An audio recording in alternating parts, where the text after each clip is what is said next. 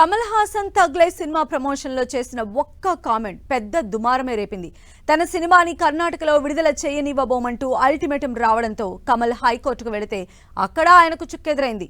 కన్నడ సంఘాలు మిమ్మల్ని ఒక్క క్షమాపణే కదా అడుగుతుంది, దానికి ఎందుకింత రాద్ధాంతం, భాషల చరిత్ర గురించి మాట్లాడడానికి మీరేమైనా హిస్టోరియనా అని కర్ణాటక హైకోర్టు ప్రశ్నించింది. దీంతో కమల్ ఓ అడుగు వెనక్కి తగ్గినట్టే తగ్గి సారీ అనే పదం తప్ప మిగిలిందంతా కూర్చి కర్ణాటక ఫిలిం ఛాంబర్కి ఓ లెటర్ రాశారు. తాను మాత్రం సారీ చెప్పేదే లేదన్నారు. అంతేకాదు అసలు సినిమాని కర్ణాటకలో విడుదల చేయడం లేదని ప్రకటించారు. దీంతో అసలు ఈ ఎపిసోడ్ అంతా కూడా కమల్ హాసన్ చేజేతులారా చేసుకున్నట్లుగా అనిపిస్తుందని నెటిజన్లు డిస్కషన్స్ స్టార్ట్ చేశారు.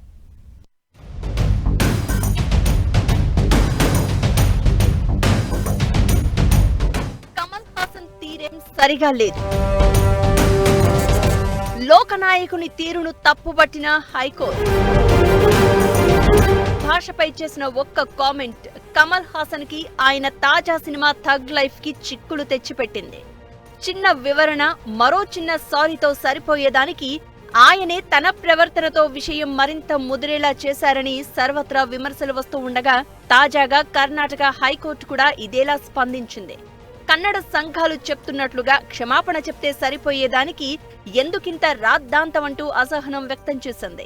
భాషల చరిత్ర గురించి చెప్పడానికి మీరేమైనా చరిత్రకారులా అంటూ వ్యాఖ్యానించింది.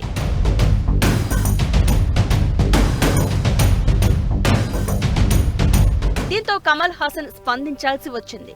ఓ 4 లైన్ల లెటర్ విడుదల చేశారు. Karnataka film chamber of commerce కి రాసిన ఈ లేఖలోనూ తన వ్యాఖ్యలను తప్పుగా అర్థం చేసుకున్నారంటూ పొందుపరిచారే తప్ప తాను చేసిన కామెంట్ పై ఎక్కడా క్షమాపణ చెప్పలేదు. కన్నడ భాషపై తన వ్యాఖ్యల్ని అపార్థం చేసుకున్నారంటూ చెప్పుకొచ్చారు.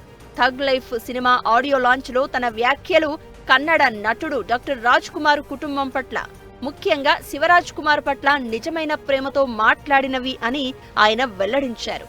వాటిని తప్పుగా అర్థం చేసుకున్నారని, అసందర్భంగా వాడుకోవడం బాధాకరమన్నారు.